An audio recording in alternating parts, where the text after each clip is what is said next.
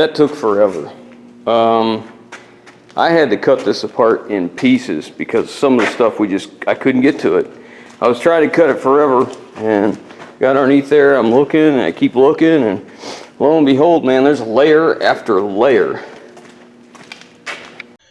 Alright, so I got this string set up on the drive shaft, and I've got it spaced up above the carrier bearings. You can see I'm going through with a tape measure, and I'm measuring all the way through down the whole entire length of the drive shaft. What I'm looking for is I want to see how that drive shaft is set. I want to know if it's set perfectly level or if it comes back so far and there's a change in the pitch. There isn't. The majority of these trucks we take apart are set just like this. The drive shaft is set.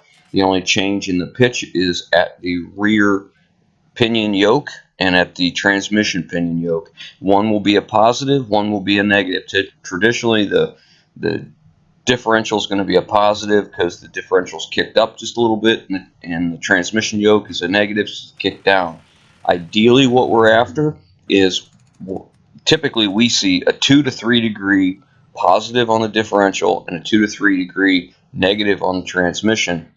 And when you put them two together, it should equal out to 0 or as close as possible, because what happens is, in order to eliminate as much vibration as possible, you have to cancel out the positive and negatives, because you need to realize that when the drive shaft U-joint is turning and it's not a perfectly straight section like we're talking about at a yoke, the drive shaft speed as the U-joint comes around changes for a split second. And when it changes for that split second, that causes a vibration. So in order to take care of that positive vibration on that end, you have to have a negative on the other. So it slows it down at 180 degrees. I hope I explained that well. Anyways, the whole purpose is, if you can find it on Google, you can look and you can find where it's explained better how the rotational speed of a U-joint changes. But anyways, we're not going to focus on that too much right now. So these are the two center sections I'm going to take out. We're going to use the front drive shaft section and the rear.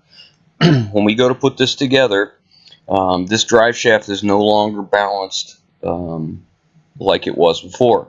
In order for us to get the absolute best drive with the absolute least amount of vibrations, I'll need to take the front section and the rear section as a unit into the drive shaft shop and let them put it on the machine and balance it, because they balance these as a complete unit.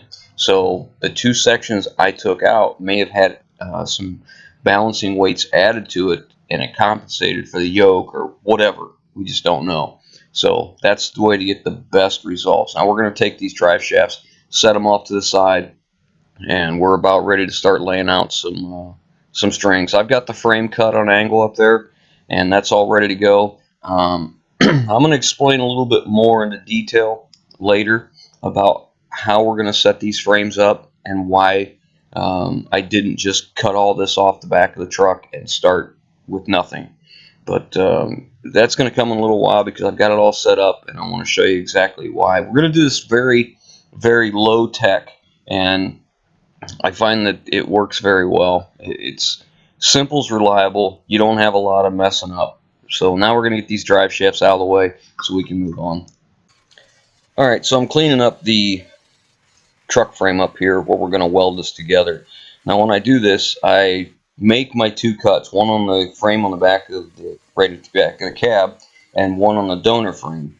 And I match them angles, and then I slide the two together, and I take a die grinder and I turn it 90 degrees so that I'm cutting into that angle. And depending on how close my cut is, it's either a cutting wheel or a grinding disc, one or the other. A cutting wheel is the best, because that means I only need like an 1/8 inch to clean it up. So what I'm doing is I'll take that disc and go from the top of the angle all the way to the bottom, and I just run it down in there. And what that does is it makes me a perfectly mirrored angle. So when I slide these two together, they are cut exactly the same, so there's no voids. Now when that's done like that, I'll slide them back. I take and bevel the edges of both pieces of frame on the inside and the outside, because I want a groove to be able to lay my weld into. Now, frame choice. The frame that we're using here is a cutoff from a box truck. The box truck that we took it from was the same make, the same model, and ironically, how lucky was this, the same year as this truck. Whenever I'm doing this, I want to make sure I'm matching, because the top flange width, the height of the frame, and the bottom flange width, along with the thickness of the frame and the rating of the frame, matters. Now, in this case, it's going to be just an 11-foot flatbed, so it's not going to be a lot, and it's going to be a daily driver. It's not going to be a dump truck or haul anything heavy. The GVW is probably going to get dropped on this thing, I bet. But anyways, it's important to put it back, because you never know. Like, one person's intentions today doesn't mean he's keeping it until it goes to the scrapyard. He could sell it and someone else could use it. So it's important to, make it the best you can. Now, we're going to go real low tech here, because I believe simple is reliable. So I'm using string line here. Now, you've heard me talk about using a laser, and we can use a laser to do this too. However, I find that things that you can, like string, which you can constantly go back and recheck, is just so much more reliable than setting up a laser that may have gotten bumped and you didn't know. You'll see me double check and remeasure this I don't know how many times. But anyways, I've got the string set up. I've got it clamped on the back of the cab. All right, so here's what we do. Whatever that measurement is from the top of the original frame to the bottom of the cab with that string's coming off, I measure that. I go to the rear. Remember, we left the rear section of the axle in place. The reason for that is because by leaving that in place, when I run my string to the back, I have a known good reference to go to where we should be. So now all I have to do is match that height on the original rear section at the same as what it is right up here where I'm measuring. So then all I have to do is make sure as I come down through here that my frame rail is the same measurement all the way down. That's the same thing with the parallel on the side. We're going to go off the huck bolt on one of the front and space it away from the frame and go all the way to the back so that we can measure the same way. Now, if I didn't have that rear section, there'd be a little bit more measuring to do. We'd be checking more. We would have to do more checking of square. We're still going to do it. It's probably already going to be set for us. It should be. If we didn't have that rear frame section, we'd be taking more brackets off the frame under the cab and running our string farther. And the purpose for setting the string off of and not touching the frame is so that if there's any point where it goes up or down, we're not touching, and it's easier to see. Here I'm just fine tuning. I'm going to cut a lot of this out because I spend a good amount of time checking and rechecking. It works out really well. We didn't have any troubles. This frame section we're adding is only 11'4", I believe, and that opening right there, we would have to have 12'9". So we don't need all that extra frame. So what I did is, you can't see it here, but I made a kind of a sawhorse that I welded to the lower, I tack welded to the lower section of frame that the Beverage truck had. So that frame is sitting on a set of sawhorses, and I left one part come up a little higher so we could C-clamp it. That way, if we needed to fudge it, shove it one way or the other, we could shim it and we could put a C-clamp in there and hold it while we're tack welding it. So here I'm starting to get my side string set up. Now, you can do this many ways. Like, if you want to get really critical, you could run 2 side strings, because you want to make sure that thing is perfectly parallel. Being though we have something in the rear to work with, it wasn't as critical, but I got it all set up here, and I'm going to cut this part out because this takes me probably another half an hour, but then we get ready to tack weld it in place.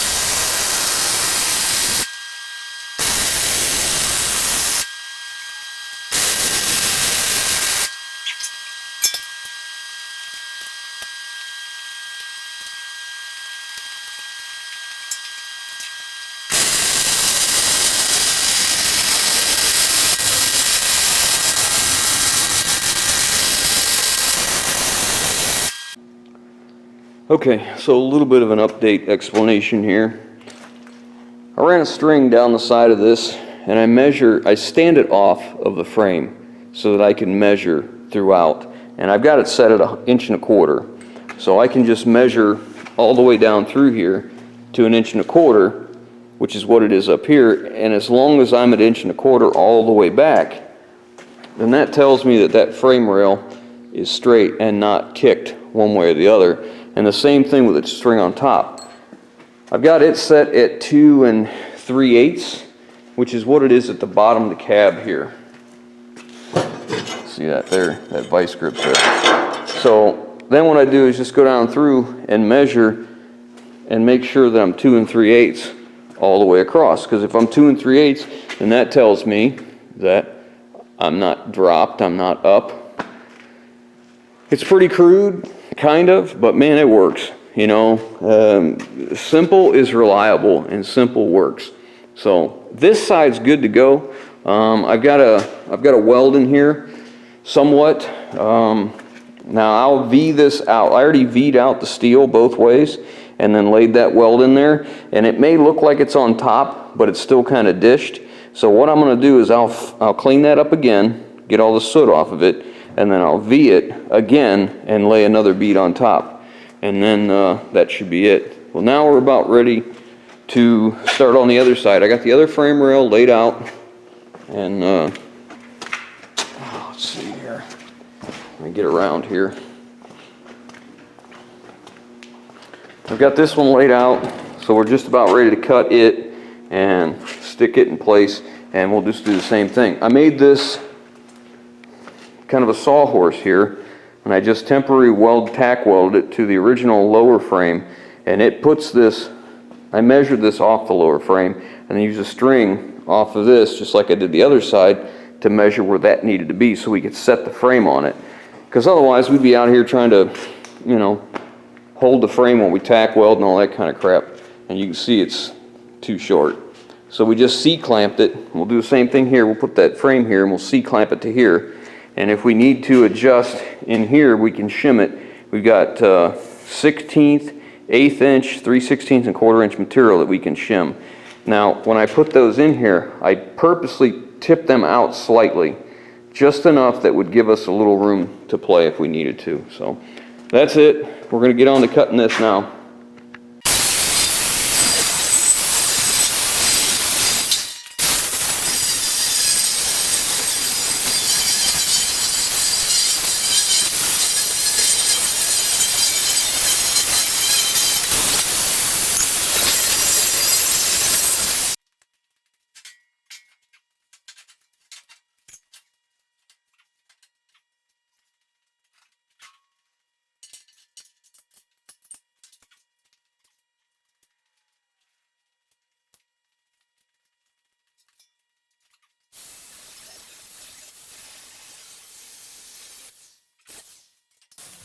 All right, so here's what I was talking about, running the cutting wheel in between the two cuts. If you see, I got it slid into place here.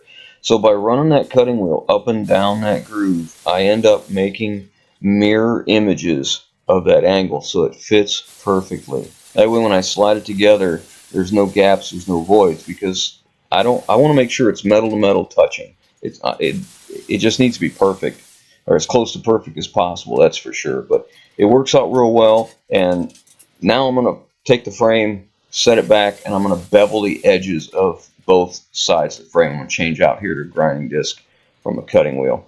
But I basically grind a bevel on the outside and inside of each piece of frame so that I have a place to lay the weld, because I'll end up laying first weld down in that valley, and then I'll end up with another one on top of it on the inside and the outside. So this takes a long time. It makes it look like I'm pretty fast here, but I've got this sped up 8 times faster than reality. But anyways, we're just about ready here. We'll get it in. We'll get it set into place and tack welder in.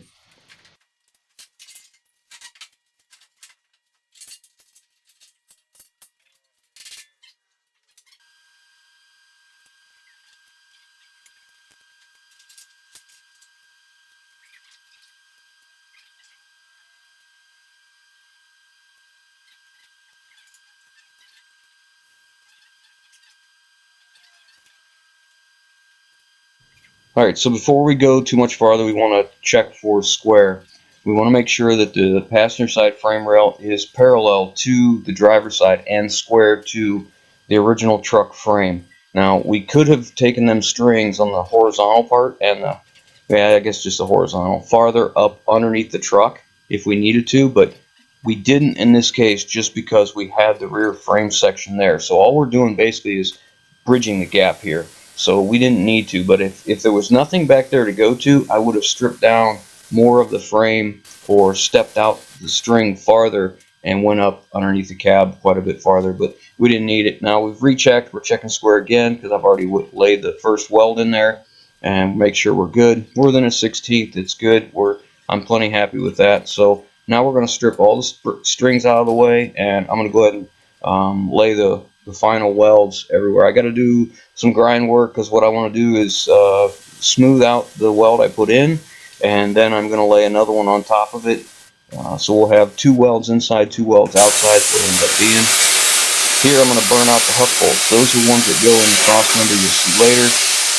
And I'm getting the mag drill for my plate. We'll have a plate that's going to go from that cross member on one side of that splice to the rear frame section on the other side of the splice with 4 bolts at the front and 4 at the back, grade 8 5/8 bolts. So that'll be our mechanical connection on top of our welded connection. So we're going to do something a little bit different. There's a little twist here, but we'll get to that in a minute. But you see what we got basically on. Now you can see this, it's a smooth frame. We end up making a couple changes here. It was I wouldn't say it was a afterthought because I've been thinking about it. I just didn't know which way I wanted to go, but it's coming along real well. Okay, so you see all the strings are down, or no more measuring. We are done with measuring on the frame now. Okay, so the original plan was to come up here and take that cross member with the cab mount incorporated in it. We were gonna jack it up, support it, burn the huck bolts out, knock them through, and then we were gonna put a plate here down to here. So the splice is right in this area. So we're gonna measure right in the center, see how far forward we gotta go, and measure center and mirror that image here. Same thing with the holes. Well, I started looking around and what plate I was going to use and what I thought would be adequate, and lo and behold, these are the original 2 center sections that used to be right here in the middle. Okay, I thought, you know what, why don't we just go ahead and double frame this whole thing. Now we're not getting a whole lot of support up here. We're covering this splice and giving us a mechanical connection and adding another layer of strength. So that's great there. Another reason why I wanted to go ahead and double frame it is this is used frame. This is a cutoff off another truck, and it's got some pitting in it and that kind of stuff and rust. So I figured if we go ahead and use that double frame, we can kill 2 birds with 1 stone right there. Ounce prevention's a pound of cure. You know, I'm sure there's tons of guys out there that would have called up the, metal shop, and they would have ordered brand new frame rails and, had them dipped in solid gold and, delivered in bubble wrap and, basically jacked up the steering wheel and put a new truck underneath it. But, this isn't that truck. This truck's an 05. It's not new. It's old. It's going to get a second lease on life. It was going to be a parts truck, so anything we do from here is a bonus. Now, of course, we're not going to let this go without people knowing that, hey, the frame's been altered. It is what it is. But anyways, I'm pleased as punch with how this is coming out. We're square, we're level, we're plumb, we're everything we need to be, which is great. I mean, our square is within a 1/16 of an inch, which I'm okay with that because just the difference in thickness of the metal will give us that. So tomorrow we're going to go ahead and jack this up after I put my bolts in here and drill my holes. We'll have to secure that first before I do anything here. But we'll jack this up, we're going to pull all our suspension loose, and we'll transfer our marks to the new frame, which that's another nice thing about having that double frame. We have a blank slate with no holes in it. So when we go to do our layout, if we have a bunch of holes and we're drilling and we end up with hitting off close or on one of these holes that's existing, we'll, before we put it together, we'll pull all this back off, we'll weld that hole shut, and then re-drill the hole so we got a good tight connection. So we'll do that. After we get that done, we will cut this probably in this area right here and take away that rear section of frame. We still need those cross members. They're going to go into this frame. We'll cut that off to get that out of here. Then we'll come up front. We're going to cut that box tubing at the bottom, get it out of here, drag it out. I think I have one more carrier bearing. Yeah, I have to take this carrier bearing loose back here, so before we can cut it out. But then we're going to cut that out of there. My wife got all the brake lines, all those air lines and electrical lines all loose today while I was doing some other stuff. So hopefully by the end of the week, what is today? Wednesday?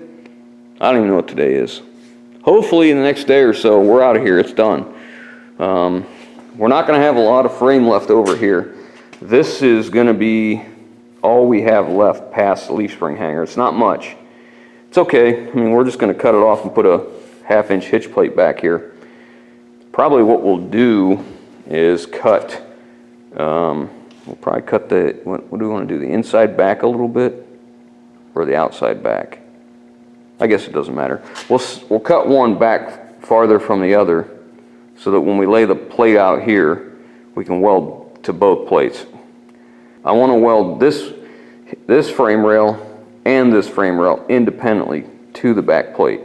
So we'll just step one back just a little bit is all.